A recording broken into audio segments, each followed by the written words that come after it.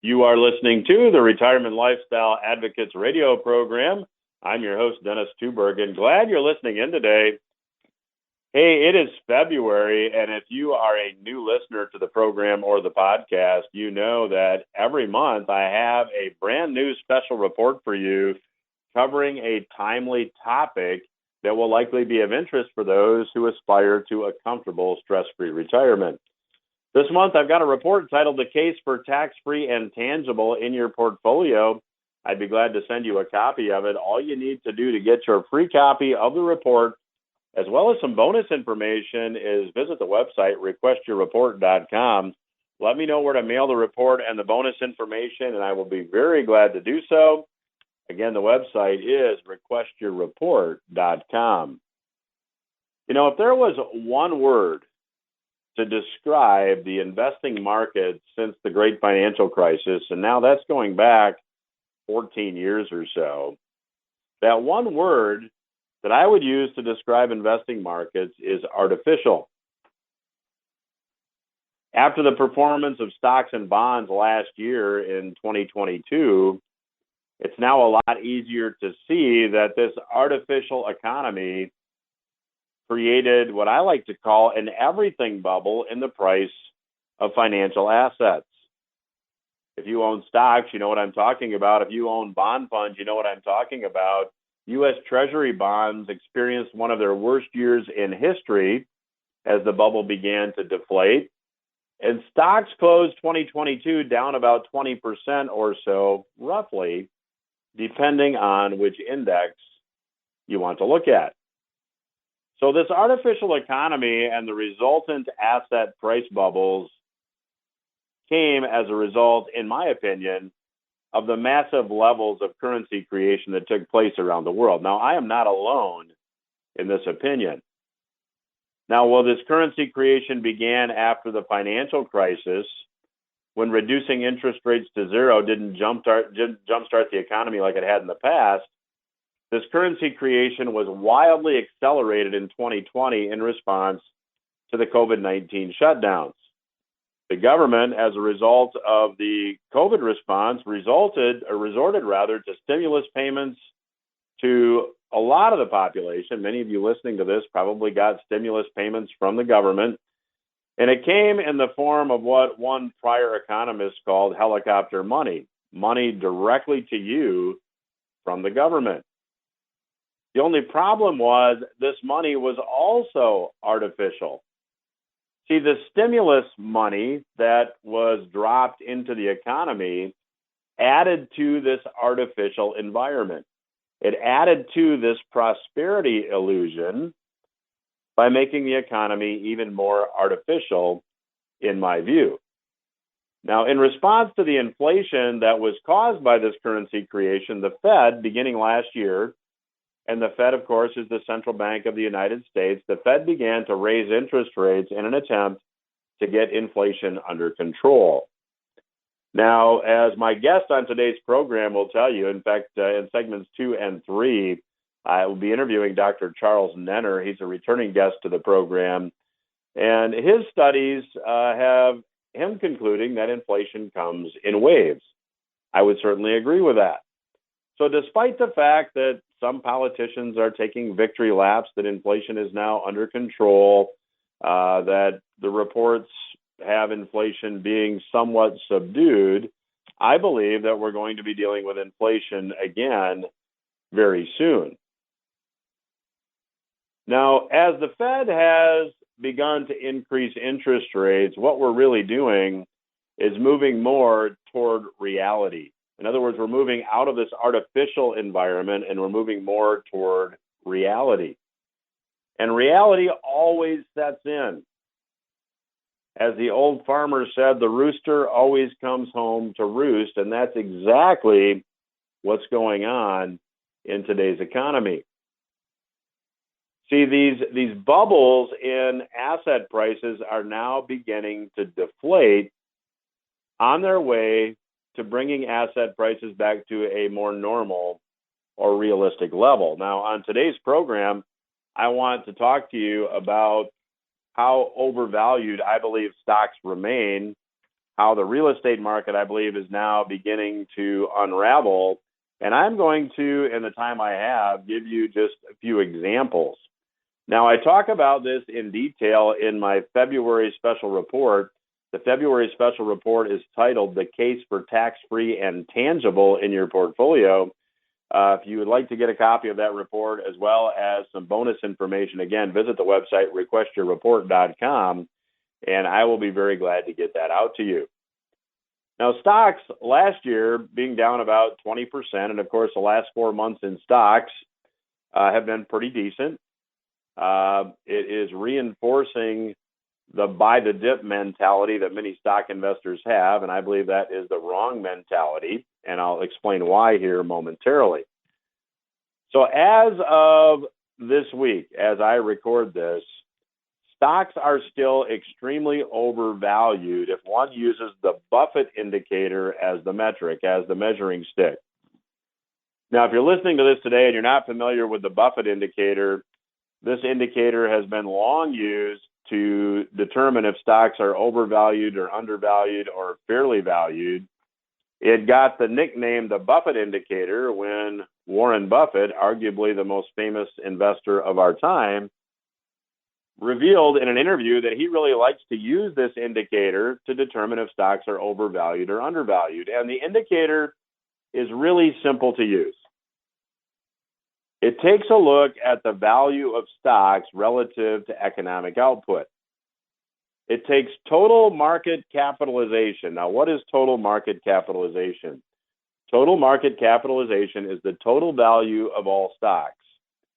So if you take every stock that exists and every share of stock that exists and you add together the value of all those stocks, you get market capitalization. Now you take the total value of stocks, total market capitalization, and you divide by economic output. And economic output is measured by gross domestic product. So the total value of all stocks divided by economic output. And if you do that and you go back in time, you find that if you go back to, say, 1950, the average value is about 65%. So the total value of stocks relative to economic output, historically on average, has been about 65% or so. Now, at the end of 2021, stocks were 211% of the economy. Now, let me just draw a comparison for you. If we compare the total value of stocks at the end of 2021 to the total value of stocks in 2000 when the tech stock bubble peaked, when the tech stock bubble peaked, stocks were 159% of the economy, and again in December of 2021, they were 211% of the economy. Now, even after the market decline of last year, stocks are still about 150% of the economy. So in other words, the decline in stocks in 2022 got stock valuations back to the point that the decline started in 2000. That means, in my view, if stocks just do what they did then, and I think there's an argument to be made that they may fall even further, stocks could decline another 50% from here. And I think that certainly could be the case. Now, at the time of the great financial crisis, when stocks declined more than 50%, stocks were about 110% of the total economy. Now, there's a couple important points to make here. First of all, this artificial economy created due to monster levels of currency creation caused stock valuations to reach a level that was 1/3 higher than the stock peak prior to the tech stock bubble bust. And prior to the tech stock bubble bust, we saw many companies that had never turned a profit having successful IPOs or successful initial public offerings. We saw that again. This time, the bubble was extended even further. And stocks presently, and I want to reiterate this point, are currently at the value where the tech stock bubble decline started. And they're about 35% higher than the stock peak at the time of the financial crisis. So the stock bubble that we just experienced is the largest in history, and stock valuations still remain at levels that make a significant stock decline from here, in my view, probable. Now, in the last segment of today's program, we're going to look at real estate. We're going to look at some other assets. But as I close this segment, let me remind you that if you would like to get a copy of my February special report titled The Case for Tax-Free and Tangible in Your Portfolio, all you need to do is visit the website requestyourreport.com. Let me know where to mail the report, and you'll also get a copy of the best-selling revenue sourcing book, as well as a copy of the best-selling book, The Little Black Book on Social Security Maximization. Again, you'll get a whole box of free information. No cost to you, no obligation to you. Just visit requestyourreport.com and let us know where to mail it. I'll be back after these words with my special guest, Dr. Charles Nenner. Welcome back to RLA Radio. I'm your host, Dennis Tubergen. Joining me once again on today's program is returning guest, Dr. Charles Nenner. Dr. Nenner is the founder of the Charles Nenner Research Center. You can get more information about his work at charlesnenner.com. You can also take a free trial there for his services, and there's also a track record of all the trades they've recommended over the years and what the outcomes were. So everything is there at charlesnenner.com. Dr. Nenner, welcome back to the program. Hey, it's great to be back. So, Dr. Nenner, you talked about the fact that stock markets move in waves. You talked about the fact that inflation moves in waves. I found the whole idea of these things moving in waves to be very interesting. Can you maybe just expand on the whole wave idea for our listeners? Well, there is a basis to waves. It's actually mass psychology, and it's based, as far as my research shows, on the intensity of the sunspots. The sunspots influence the magnetic field down here, which influences crystallization of water. And since we have 80% of water, so it influences how we appreciate facts. So facts don't have to be the facts. I'll give you one example. You own IBM at 150, it goes to 200. IBM comes out tomorrow with a great number. Now, if the cycles, what we call the cycle is the positive interpretation, is up, then IBM goes up. And the Wall Street Journal will write people poured into IBM are doing great. But if the cycle of interpretation is down, IBM still has a great result, but it goes down. And then the Wall Street Journal will write something like, investors to profit because they don't think next year will be better, which means that even if you know the facts, you don't know the interpretation of the facts. So that's why the work that we do is not so much based on results or whatever, because our interpretation is much more important. So a thing like inflation has to do with interpretation. Now the cycle topped and as expected. I think the first week of February, it picks up the inflation again. Why? For one reason or the other, people will say, well, maybe there's inflation anyway, and here we go again. Not based on the facts. The facts come afterwards. So that's how we do our work. So the system is based on that.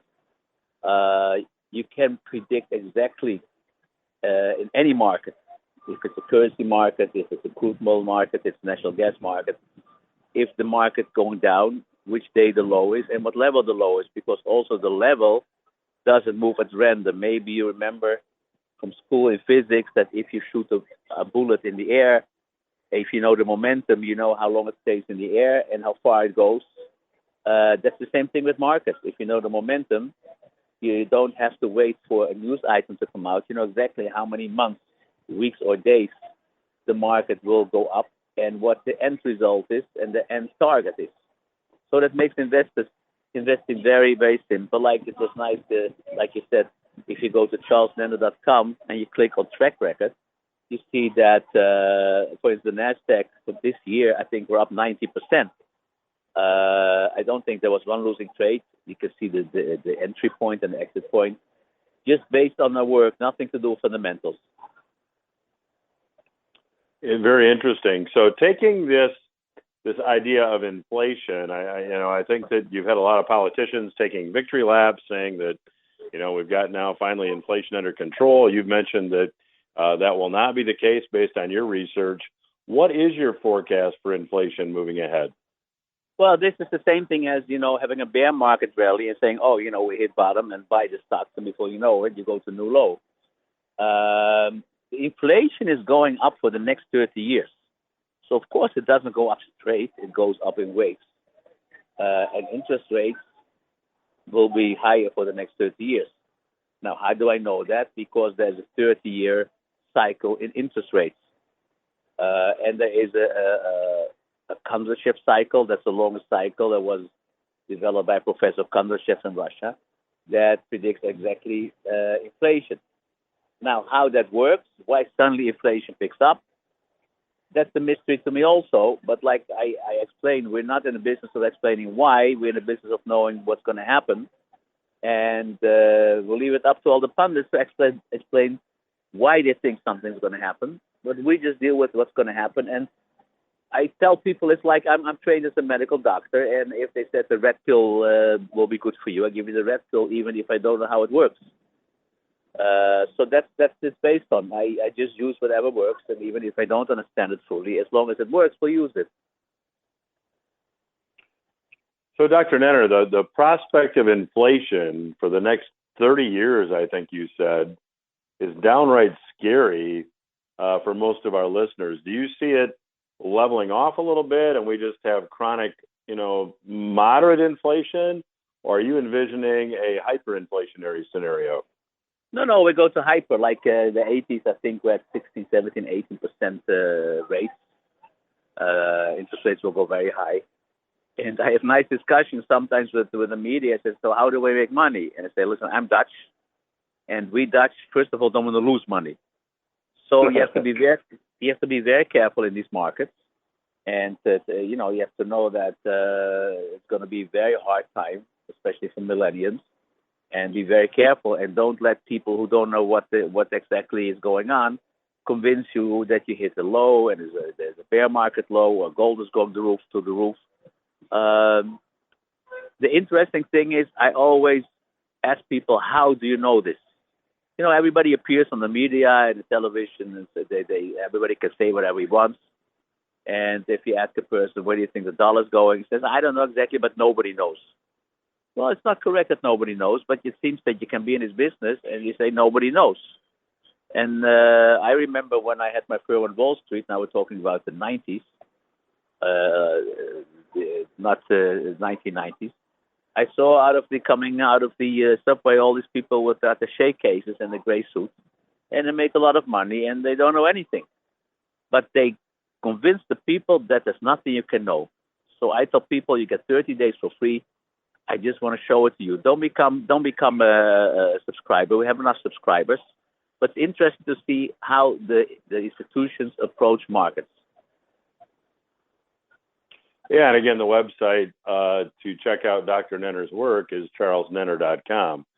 So based upon your research, Dr. Nenner, you have investors that always anticipated that U.S. government bonds would be a safe haven, and they had a bit of a rude awakening. They had a rude awakening last year. U.S. government bonds, I think, had, if not their worst losing year ever, one of their worst losing years ever.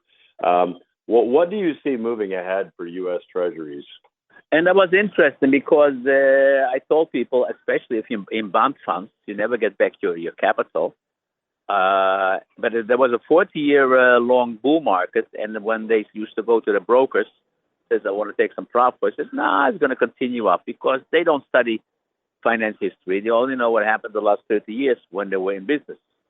It is a catastrophe. There are a lot of people, especially in Europe, that have bonds, but they got with negative interest rates. I never understood that. I am from Holland. The pension funds bought bonds with a negative rate of 0.5%. So I said, don't you know that, in the end, you don't have any money for pensions?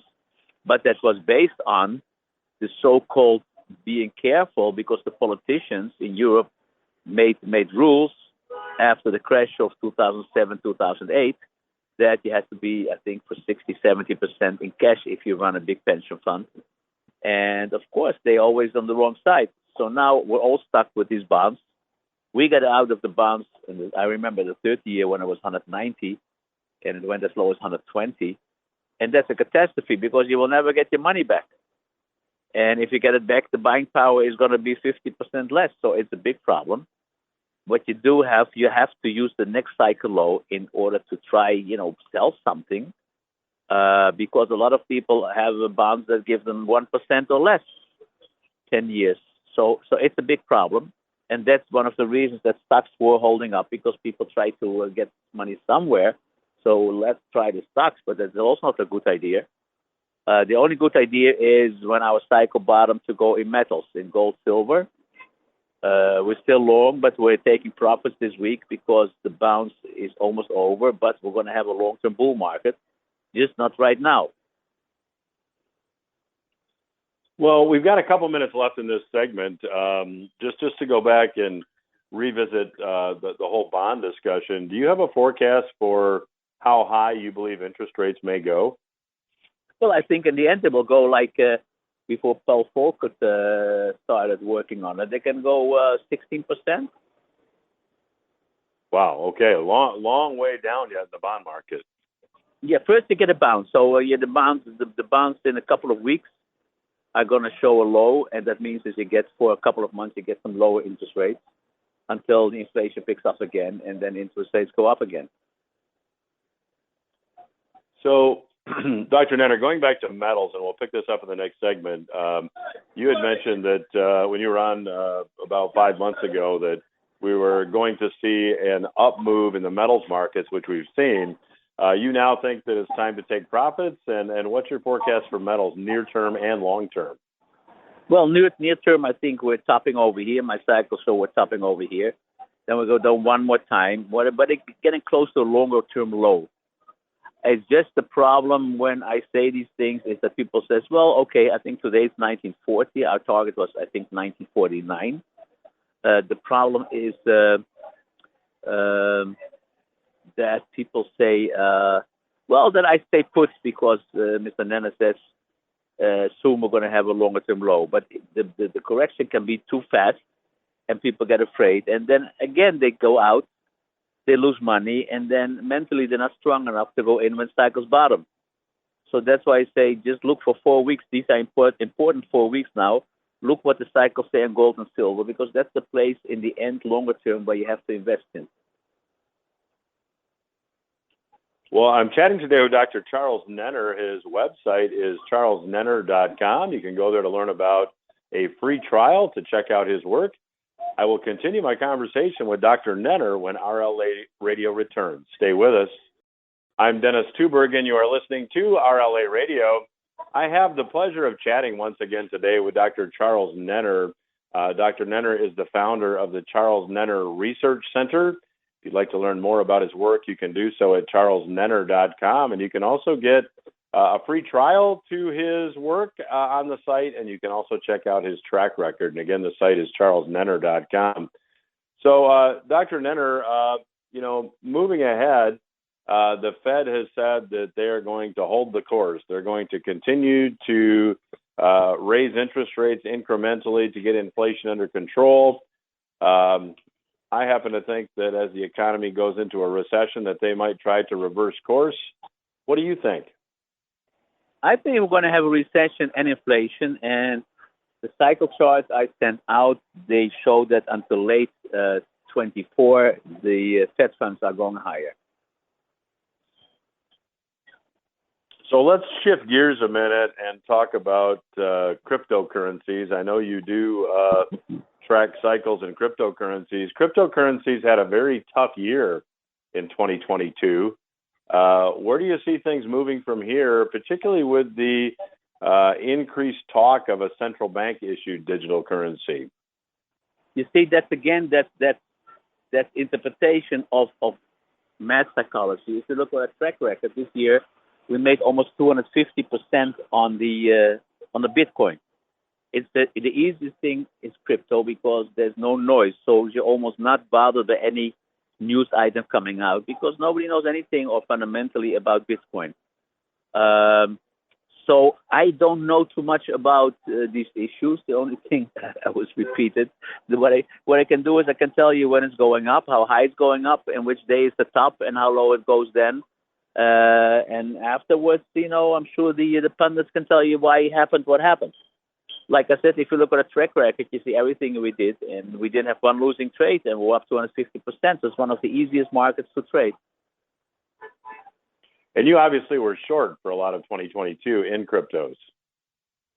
Yeah, short and long. I don't have it in front of me, but every trade is registered and audited. So if they want to see how many times we went long and how many times we went short, we also do a lot with Ethereum and the ETHE that is following Ethereum, and also BITO that's following the Bitcoin. And it's a perfect logical market.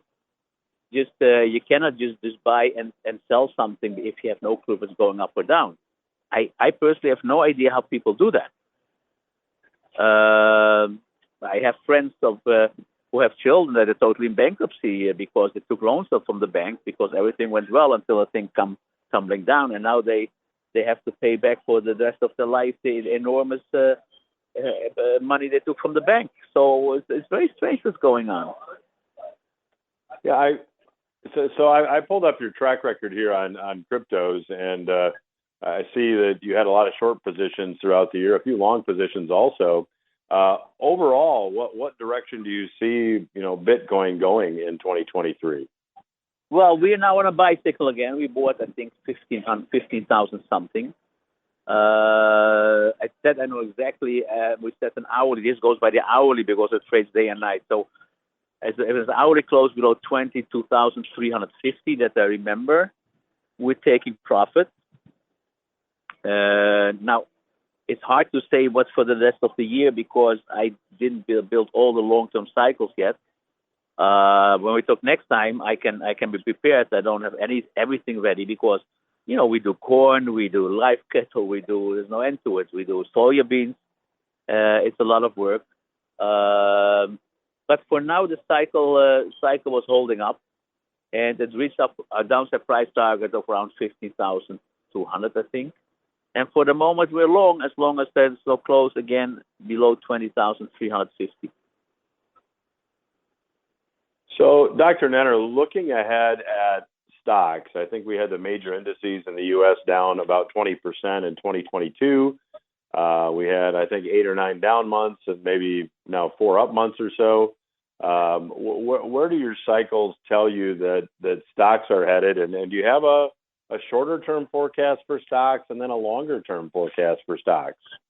Yeah, first of all, I told people who don't know really bear markets because I haven't seen a bear market for a long time. That's normal that bear market rallies do 15 to 20% and don't get in there because you think, oh, we saw the low. My indices are on a sell signal, and I know specifically that if the S&P closes below 3940, the bounce is over. I think there's another week to go or so before the markets come down again, but they down into the almost till the end of the year. So it's too early to buy.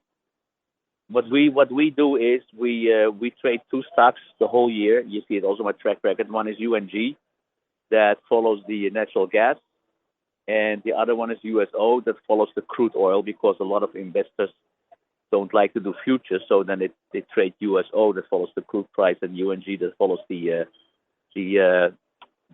gas price. But as an example, our last trade was selling short UNG at 20, and now I think it's 10.50, and we're still short. So there's a lot of money to be made in commodities. But if you want to wait for stocks before you're in, you have to be out again. It's very difficult. So if I were to look at the S&P 500 with you or the Dow, where do you think that goes over the next couple of years? I know when we talked before, you thought that we might see an exceptionally low number on those major indices. Yes. I'm looking for, before this all is over, like 15,000 on the Dow Jones and maybe even lower. But Wow, I tell people, 15,000. yeah, but I people it sounds terrible, but I tell people, listen, in the '90s when Clinton was there, the Dow was 5,000, 6,000, and the world was just going on like it was before. So don't think this is the end of the world. It's going to be the end of the investors, but for the rest, things will just continue.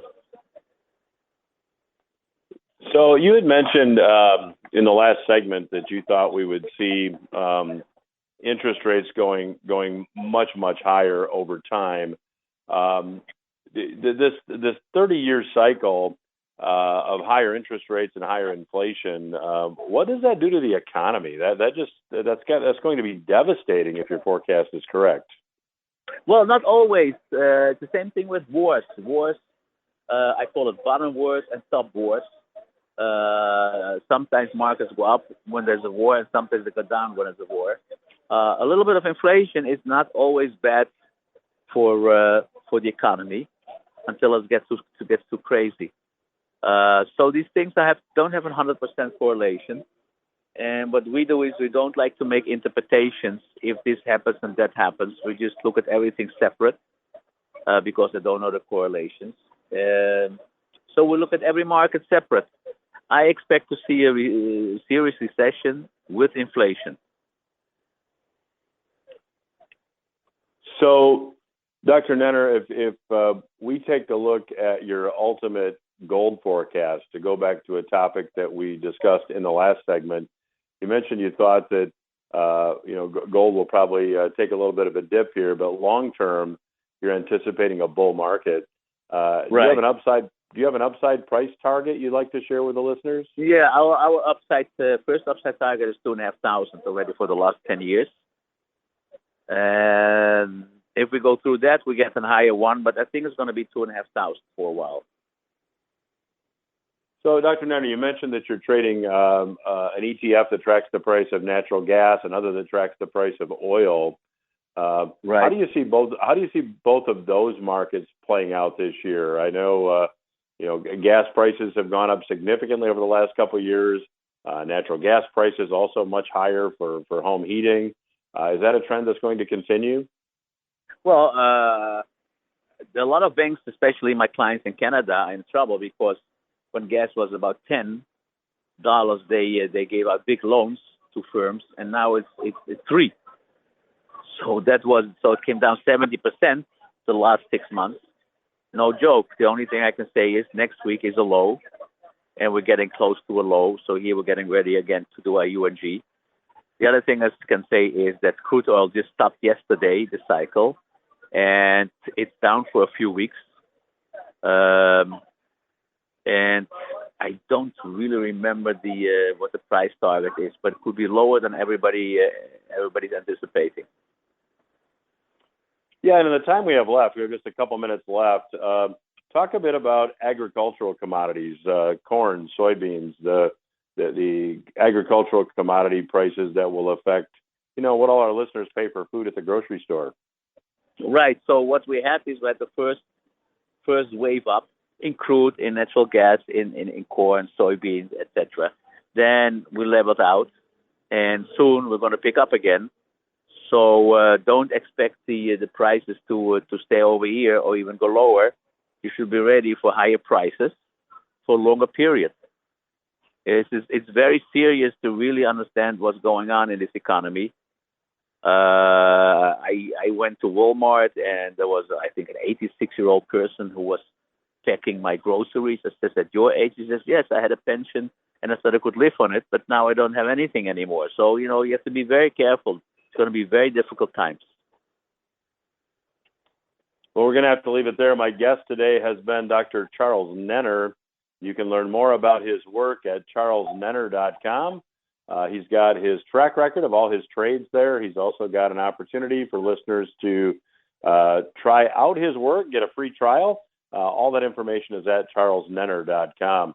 And Dr. Nenner, always a pleasure to catch up with you. I always get terrific feedback when you're on the program. So appreciate your work. Appreciate you taking time out to talk to me and the listeners, and we'd love to have you back down the road. Yeah, I hope just in the future that there's something more positive to say. Well, we'll look forward to that for sure. But yes. thank you so much for joining us. You're welcome. Bye-bye. We will return after these words. I'm Dennis Tubergen. You are listening to the Retirement Lifestyle Advocates radio program. And thanks again to my special guest, Dr. Charles Nenner, for joining me on today's program. Hey, if you're just tuning in, I'm offering the brand new February 2023 special report on today's program. It is titled The Case for Tax-Free and Tangible in Your Portfolio. If you'd like to get a copy of the report as well as a copy of the revenue sourcing book, which was a bestseller when it was released, as well as a little black book on Social Security maximization, as well as some other timely research materials, I'll be glad to send you this absolutely free. Just visit requestyourreport.com. The website again is requestyourreport.com, and I'll be glad to send you all this information.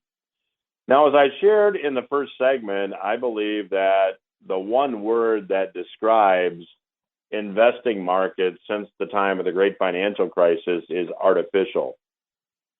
Certainly that's the case over the last few years as currency creation by the Fed in the form of quantitative easing reached really just wildly reckless levels, in my opinion. And now, as we move from this artificial economy back toward reality, we saw stocks decline 20% last year. And as I talked about in the first segment, stocks based on the Buffett indicator valuation are still very overvalued. That means moving ahead, I think many investors would be wise to be defensive. Now, what about real estate? Because if you think back to the great financial crisis, you recall that real estate crashed and stocks followed suit. It seems that this time around, exactly the opposite is happening. But real estate undoubtedly is slowing down. As I was preparing for this week's program, I read an article that was published on CNBC.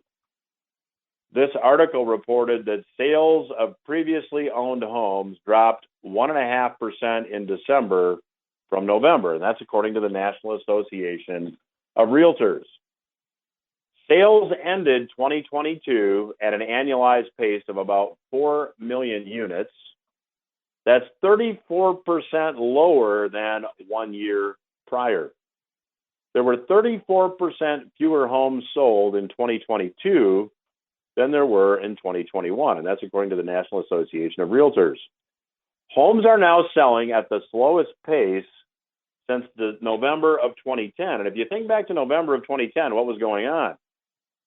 The housing market was bottoming.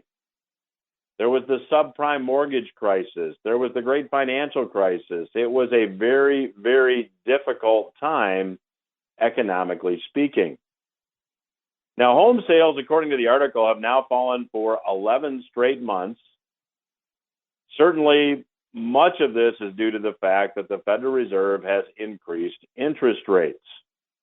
Now, there are those that say that as this real estate market slows, that it's not going to collapse as much as it did at the time of the great financial crisis. I would disagree with that.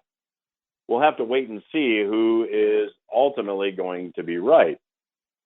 I happen to believe that the coming crash in real estate will be more dramatic and deeper than the real estate crash that preceded the great financial crisis. Now, why do I say that? Well, I think when you look at interest rates, you have to reach that conclusion. When interest rates bottomed last year, at the beginning of last year, about a year ago now, you could go get a 30-year mortgage for 2.75% interest. That is an artificially low interest rate, keeping with the theme of what we're talking about today. Now, if you contrast that with the mortgage rate low prior to the great financial crisis, it was 5.5%. So interest rates dropped to about half on a 30-year mortgage to what they were at the time of the great financial crisis. That has allowed this bubble to grow a lot larger, in my opinion. So I believe that stocks have more downside here, and I believe the real estate market decline is just getting started. Now, finally, I want to talk about U.S. Treasury bonds. Because if you take a look at U.S. Treasury bonds and what they did during 2022, they had the worst year in history. Only over really the last 8 weeks or so has the price of U.S. Treasuries stabilized. So from January really to the end of November last year, we saw the price of U.S. Treasuries decline. And keep in mind that as bond prices fall, interest rates go up. They have an inverse or opposite relationship. Now, despite this dramatic decline in the price of U.S. Treasuries, interest rates have not yet returned to what I would consider to be a more normal level. Now, I talked about stocks, I talked about real estate, I talked about U.S. Treasuries. That provides a pretty fair amount of evidence that what we're seeing here is an everything bubble. But what I haven't yet talked about is government spending. Government spending continues to far exceed tax revenues. The official national debt right now is approaching $32 trillion. The politicians in Washington just spent another $1.7 trillion that was largely unfunded. And there's no serious efforts, at least as far as I can see, to bring this deficit under control. Now, the U.S. national debt is now about $250,000 per taxpayer. Just 2 years ago, U.S. government debt was at $22 trillion. It's now about $10 trillion higher. It is growing exponentially. And as I record today's program, the yield on the U.S. Treasury for 2 years, 4.2%. You go back to the end of 2021, the yield on the 2-year Treasury was an artificially low 0.73%. So you've seen the yield on a U.S. Treasury increase about sixfold, while over 2 years, U.S. government debt has increased by $10 trillion. You don't have to be a math genius to figure out that that is not sustainable, and that is also artificial. If you take $22 trillion of debt, which was the level of debt 2 years ago, and you finance it at 0.73%, you spend $160 billion a year to service the interest on the debt. At $31.6 trillion, which is the official national debt, if you carry that at 4.2%, the cost of carrying the debt is now $1.4 trillion. Total tax revenues are only $4.7 trillion, but about $1.4 trillion of that are Social Security and Medicare taxes, and those two programs are also sorely underfunded. So we are rapidly approaching the point that we will fully experience reality, and even though we may have more inflation short term, long term, it will have to be a deflationary outcome. And that's why I'd invite you to get the February 2023 special report titled The Case for Tax-Free and Tangible in Your Portfolio. If you visit the website requestyourreport.com, I'll be very glad to send it to you. Again, the website requestyourreport.com. And when you request the report, you'll also get a couple copies of my best-selling books. You'll get revenue sourcing as well as a little black book on Social Security maximization, as well as some bonus information. So again, requestyourreport.com. That's all the time I have for this week. Hope you got something you can use on today's program, and I'll be back again next week.